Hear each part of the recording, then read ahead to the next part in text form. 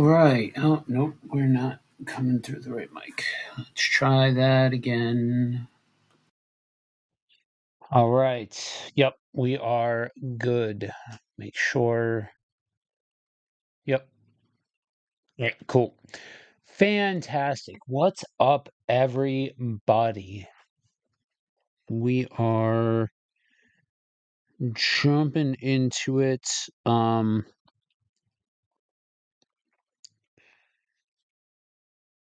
right. All right. So another Bearded Geek live. Um, Let me just make sure all the channels are all set up, and then we will jump into it. All right.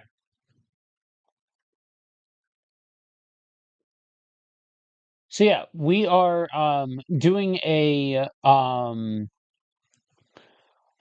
doing a live talking about some of the stories that I want to see in the DC live action universe, as well as talking about this picture that we saw, that we were given by James Gunn from the Superman movie.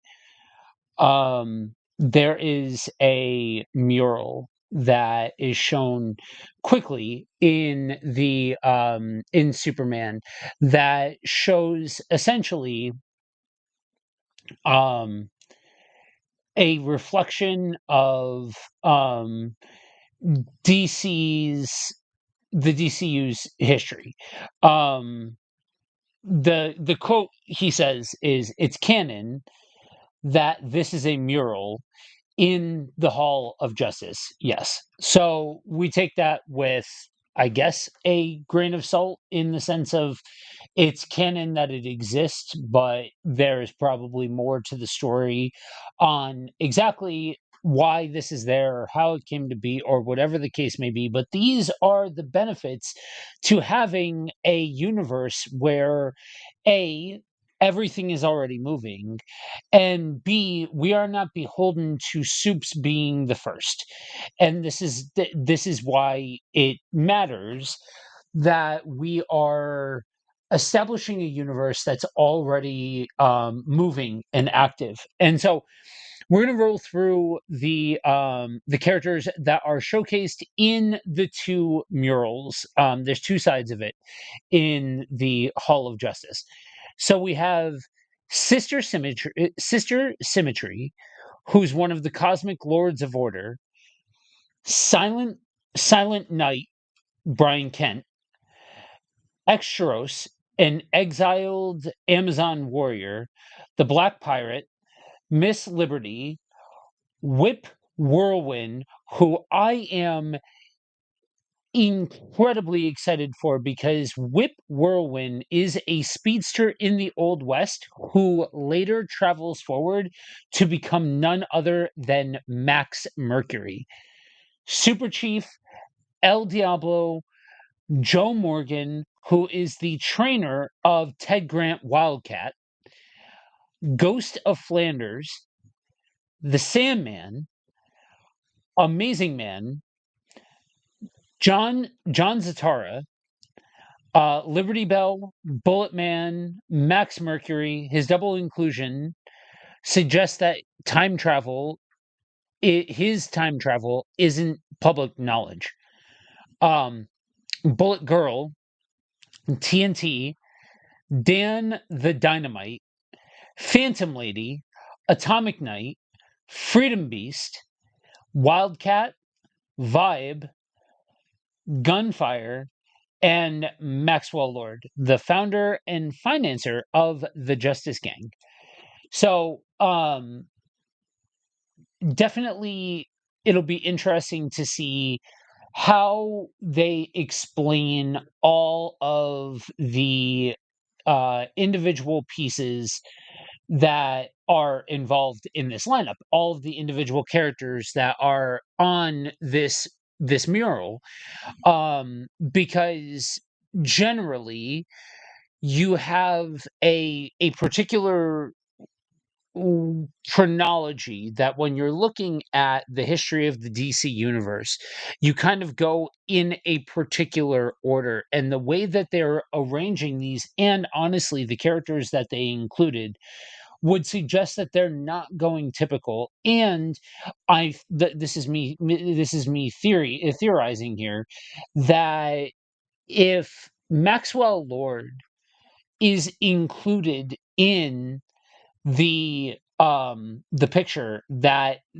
was financed and created by Maxwell Lord for a specific purpose. Now, whether or not he's going to have a connection to each one of those heroes remains to be seen, or if he just financed an image of all of those heroes from throughout history and then put himself in there because it's his Hall of Justice.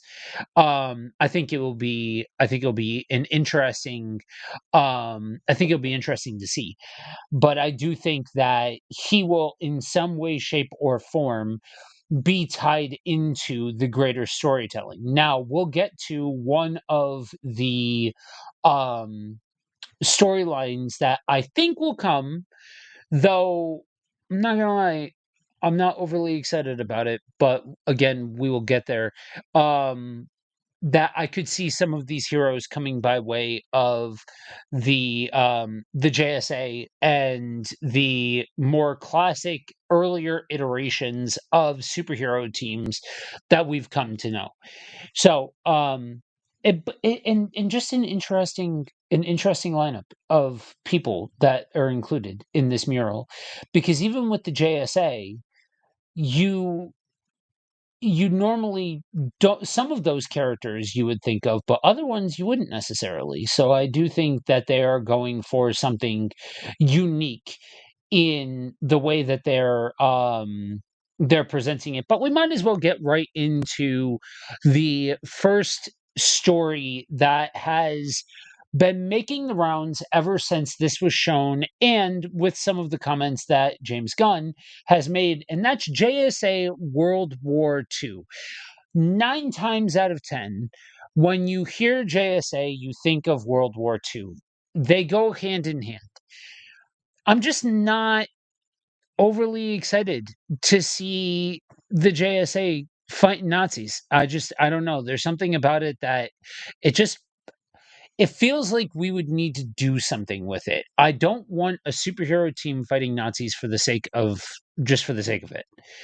I would want either characters that we wouldn't normally see, or something to tie it in to the larger continuity, and not just a flashback movie for the sake of a flashback movie.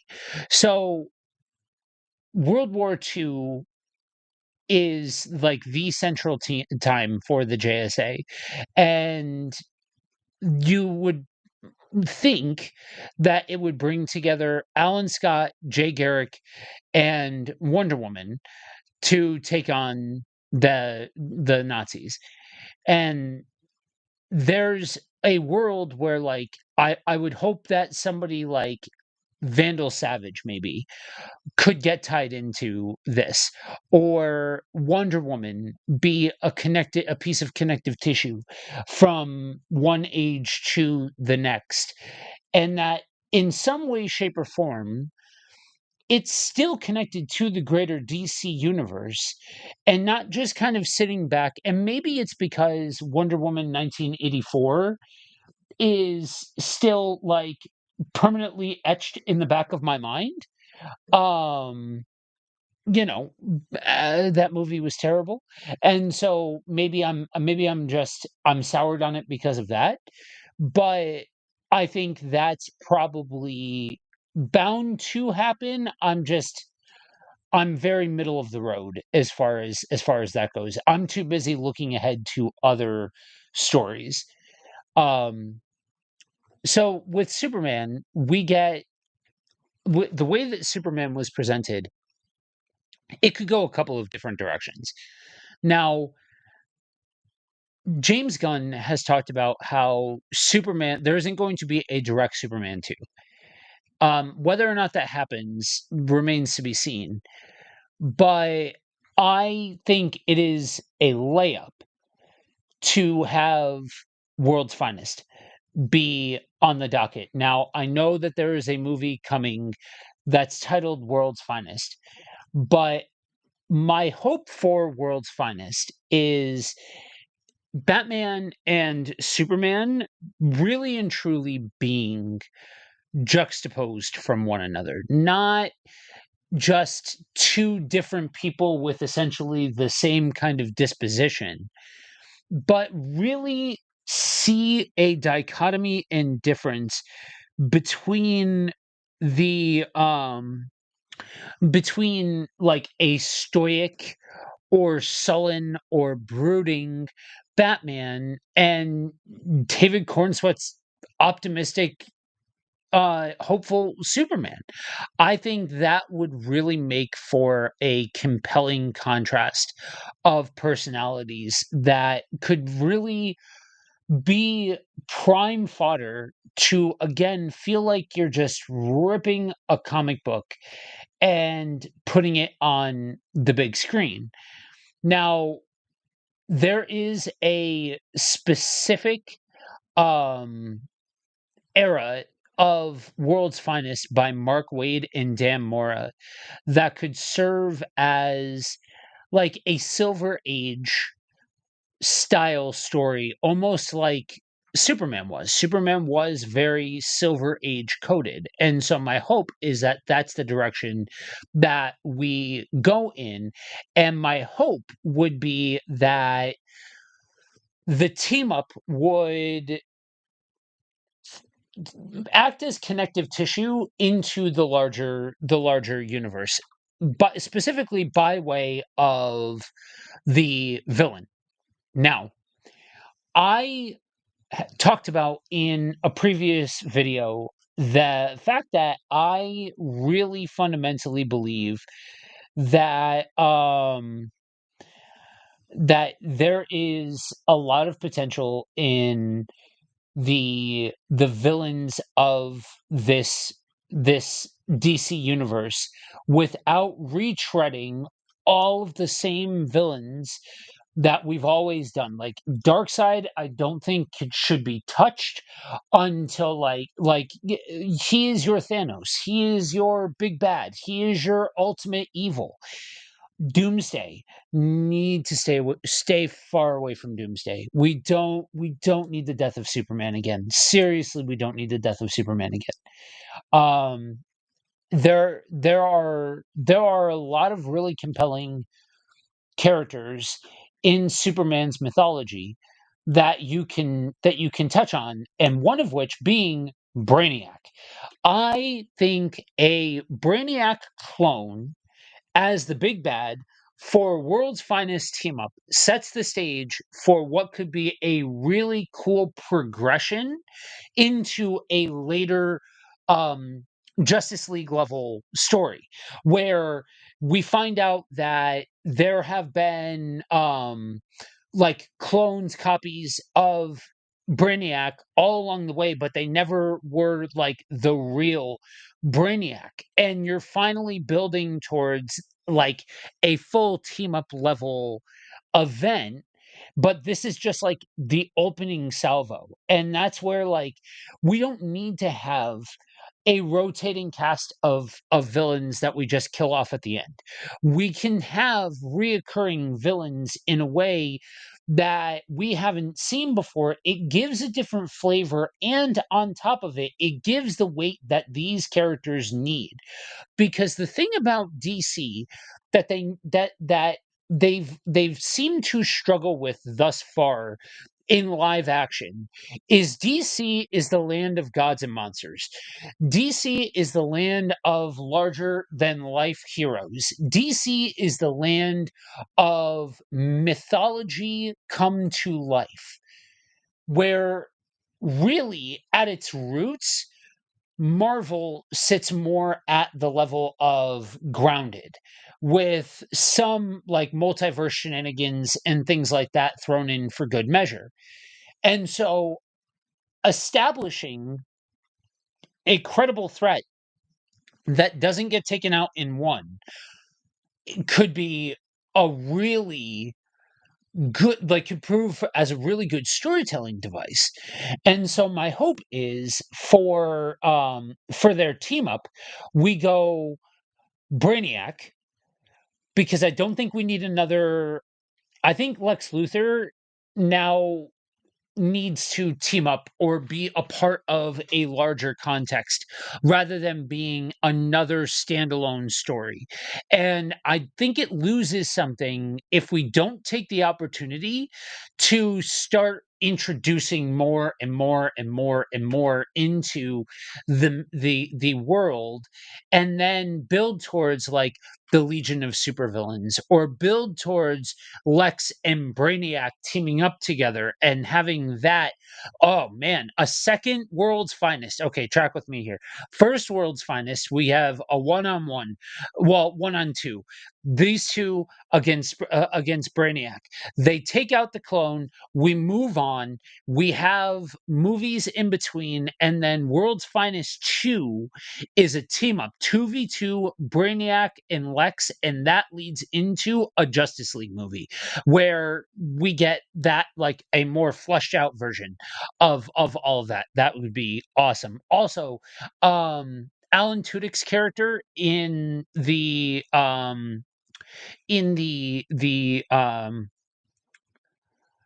cave, I fundamentally believe that his android needs to be the entryway into telling the Brainiac story.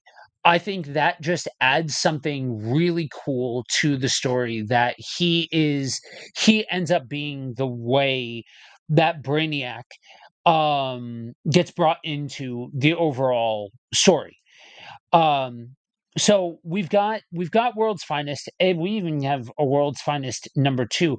I would take, okay, hang on, scrap World's Finest number two. Actually, World's Finest number two, that's fine, but we get the Trinity, like World's Finest two, the Trinity, something along those lines. Working title. Come back to me on that one.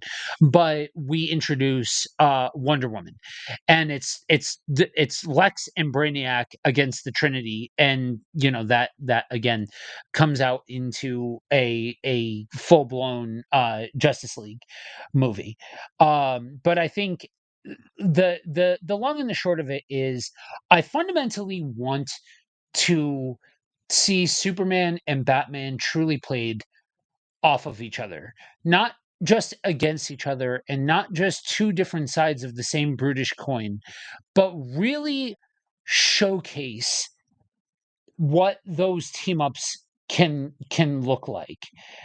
Because I think that you can have something special by trying to capture that 50s to 70s, early 80s vibe of Batman and Superman and their relationship with one another. Next up, let's take a look at Wonder Woman. So Wonder Woman is complicated because Wonder Woman is incredibly convoluted, and I think establishing the greater universe as being one that has moving pieces, that has a long history to it, really serves, or at least can serve, um her character really well. So I don't think we need to just turn back to she's a part of the Justice Society, and she's in World War II, and all of that sort of stuff. I just don't think we need to go there when telling her story. I think we can lean more heavily on the history of Themyscira and the Amazons. rather than her history as specifically a superhero. Tell her story as a god first and foremost, without necessarily like overcomplicating the timeline of events. A little nod and a wink and a reference and all of that sort of stuff, sure, no problem. You're not going to get a complaint out of me. But allow her allow her story to flourish, and that there is one storyline in particular that I think does that probably better than just about any, and that's Wonder Woman the Lies. Wonder Woman the Lies was a part of the DC Rebirth run where she comes back and she questions whether or not she ever left Themyscira and why, all of that sort of thing. And it's this question of is she actually like, what is her story and why does it seem like she can't remember her actual history? And it literally jumps into the actual convoluted nature of her history. um it jumps in both feet, and that's why I think there's a lot of potential in that particular run, because you're talking about a Wonder Woman who finds her memories changing, and she returns and tests one of her memories by trying to crush the helmet of war easily, which is impossible. Then she uses her lasso to probe deeper and finds out that she's been deceived, and she goes to Olympus and concludes that she's shrouded in lies. And so, and one of the really compelling parts of this can be a team up with Wonder Woman and Cheetah. So immediately you bring Cheetah into the her story and into the mythos, and you're already establishing all of the moving characters, and instead of having this over arc or this departure from the timeline and going into the World War II, you can use this as almost like a clip show to tell some of her story. And you can have flashbacks to her with different teams over the years and all of that. You can have a a mode of storytelling that allows you to go through Wonder Woman's history with her, because the reality is, out of everybody, right? Most casuals are the least likely to know Wonder Woman's history. And especially if you're talking about a crowd that wasn't a big fan of Gal Gadot's outing as Wonder Woman, you don't need to retread the same story of her going back to a world war and her fighting in a world war, while still being able to flesh out her story through the lens of Themyscira, through the lens of everything that led up to that point and her history as an Amazonian. There is a TV show that has been announced, Paradise Lost, that is supposed to be coming out. That's supposed to be pre Wonder Woman. My hope is that it ends with the birth of Wonder Woman. And that, like, in between being left ambiguous. So we cut off with Paradise Lost with the birth of Wonder Woman. And then Wonder Woman is a full blown hero and cannot remember the time in between. And if you want to, there are stories that you can tell either in a season 2 where you adapt season 2 into a riff on Wonder Woman the Circle, or you can go the route of just, doing it all kind of through flashbacks.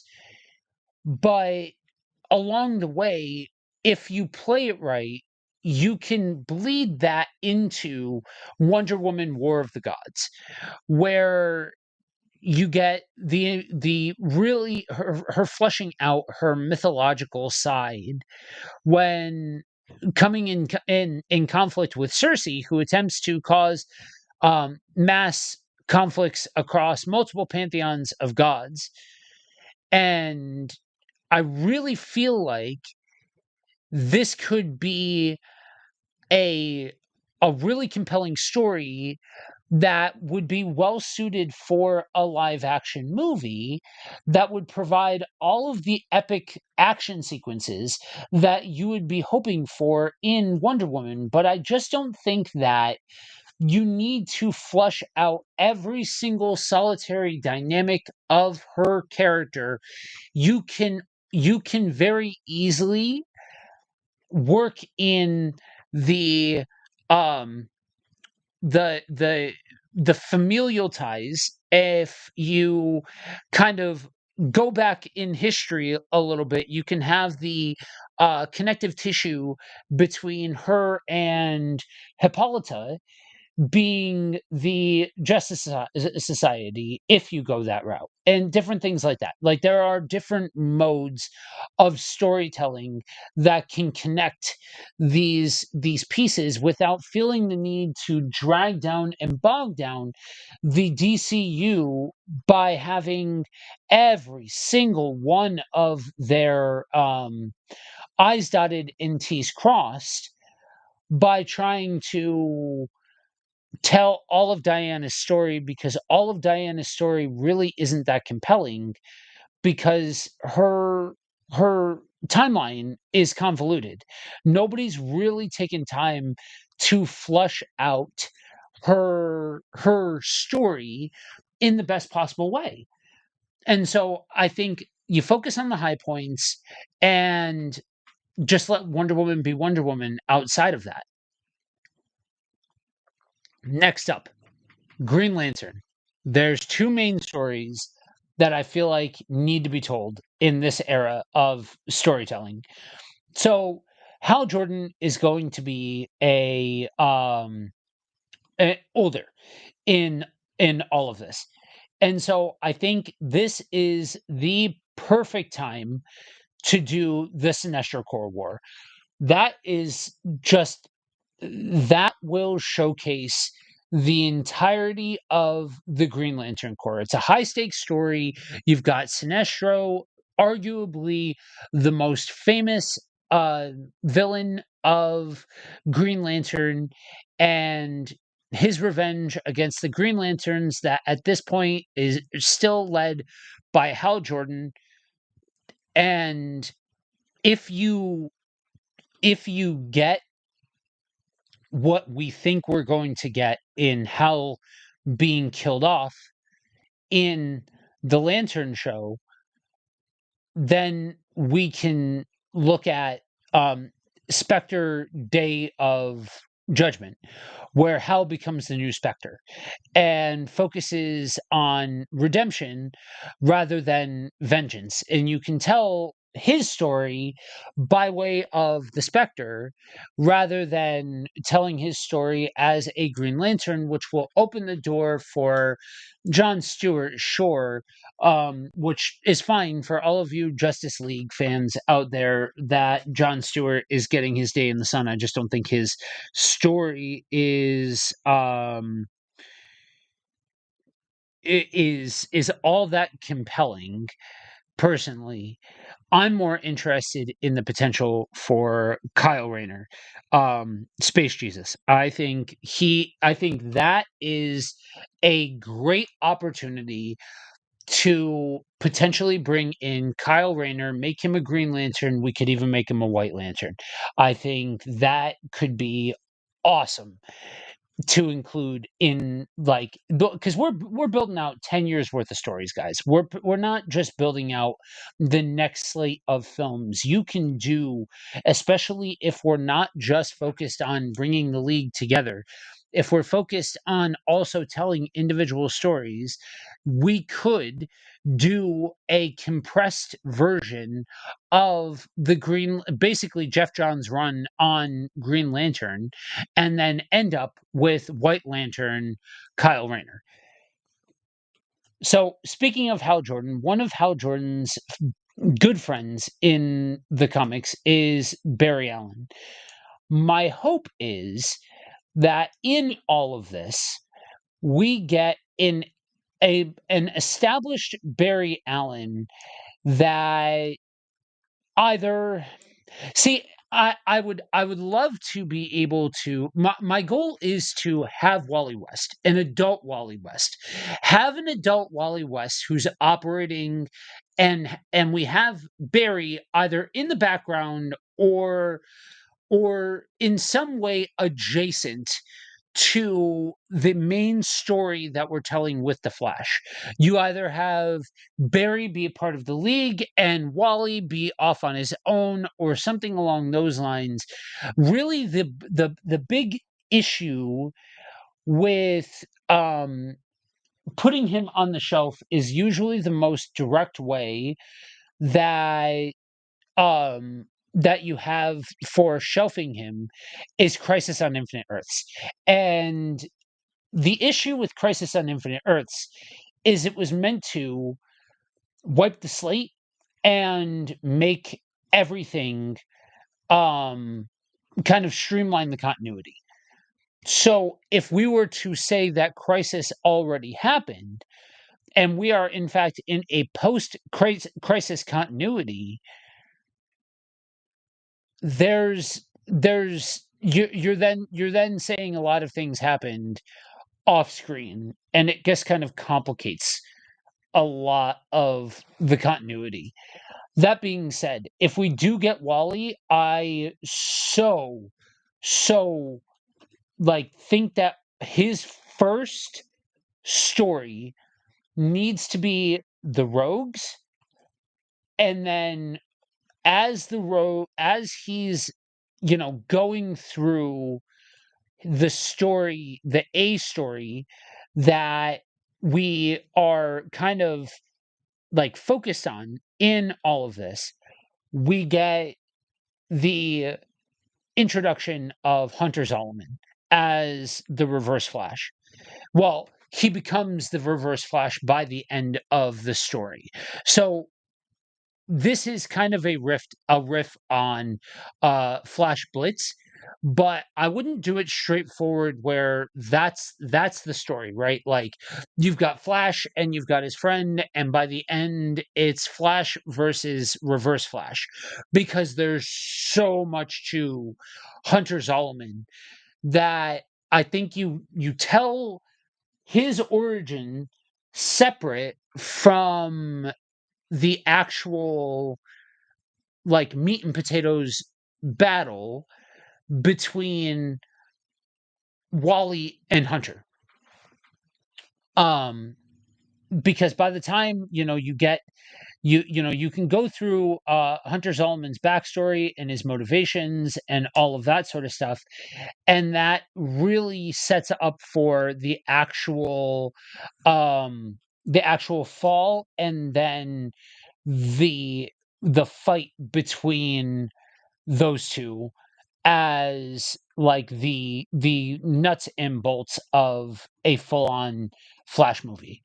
That being said, I would love to see Barry and Eobard also going at it. I think those two, like an almost like a riff on Flash War, where instead of being Barry versus Wally, have Barry and Wally versus Hunter and Eobard. But the problem is you kind of have to commit one way or the other to one or the other as far as who is your definitive Flash, unless we somehow break it up otherwise, where we only keep Barry off on the side and then we let Wally be the main focal point for the Flash movies. The last one that I want to touch on is well, the last character I should say that I want to touch on is Batman, obviously. So Court of Owls I think could be a really cool story to tell. I think there's a lot of meat on the bone with using that as a vehicle to flush out Gotham. That being said, I think you can go the route of telling something, telling a story like Tower of Babel at some point in the history. Like a um you have a lead up where Batman's contingency plans are taken by, again, maybe Brainiac, and we get a riff on Tower of Babel where it weakens the team right before the major threat arrives and could also lead to Batman forming the Outsiders, which could become a whole new secondary team for Batman. Um, there are tons of interesting stories that could be told as far as you know you've got Battle for the Cowl, you've got Hush, stuff like that. The Hush I could see, but I don't know as though I would want to see anything revolving around like Jason Todd or the Robin issues, unless we end up in a situation where we're actually going to give that character all of the credence that he deserves, that we actually get a full-blown Jason Todd that isn't a half measure, that he's actually a like the resurrected Jason Todd and is a credible threat. Um let's see here. Yeah, we could because he is very closely tied with Robin, and we could do the wink and a nod to Jason Todd and have Damian be the next Robin after Jason Todd and all of that sort of stuff. Though that does leave out Tim Drake, but I don't know how you. I'm not sure Batman's full rogues or full Bat family works without just saying, "Hey, everybody exists," and they very well could that. It could do that. But I think that's kind of the only way that you can do something like that, because outside of that, you would need to tell origin stories for every one of these characters. And we'd have to worry about spending too much time setting things up and all of that. So, and then you have things like my one of my personal favorites, Green Arrow Longbow Hunters, where I think if you're gonna do Oliver Queen, which I really think they should do Oliver Queen, I think that could be a really cool story to tell. That Longbow Hunters is kind of like the take on Green Arrow and his character, and I think it could add a realistic perspective to this larger than life universe, and is a good way to bring Black Canary very straight into it. And I do think that we should get Oliver and Dinah both. I don't think we should get only one of them or have some weird prolonged love angle or whatever. I think they should just be together. Um yeah, so that's kind of what those are the ones that came to mind. Um, for some of the more compelling ones. I've heard a lot about Judas Contract. I don't know. I think Judas Contract could be fine. I think that could be fun. My biggest problem with Judas Contract is we've seen it, but there's a reason why it's as popular as it is because it's impactful. It's impactful. So, um, chime in. Let me know what you want to see out of the DCU. There are a lot of stories to tell, and I think we can tell some pretty cool ones if we let this actually percolate and cook. I just hope we stay away from most crises. I think if we're going to do any crises, we do something like either Final Hour or something along those lines. I just don't think Crisis on Infinite Earths works unless we're going to really explore out the weird cosmic side of DC. But that's all I got for now. Let me know what you want to see out of the DCEU or of the DCU, and we'll catch you next time.